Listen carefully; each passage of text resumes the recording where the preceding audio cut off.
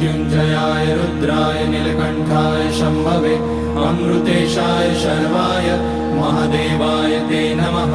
नमस्तेऽस्तु भगवन् विश्वेश्वराय महादेवाय त्र्यम्बकाय त्रिपुरान्तकाय त्रिकाग्निकालाय कालाग्निरुद्राय नीलकण्ठाय मृत्युञ्जयाय सर्वेश्वराय सदाशिवाय श्रीमान् महादेवाय नमः। ॐ नमः शम्भवाय च मयोभवाय च नमः शङ्कराय च मयस्कराय च नमः शिवाय च शिवतराय च।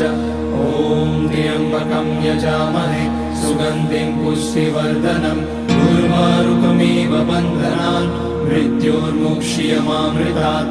नागेन्द्रहाराय त्रिलोचनाय भस्माङ्गराय महेश्वराय नित्याय शुद्धाय दिगम्बराय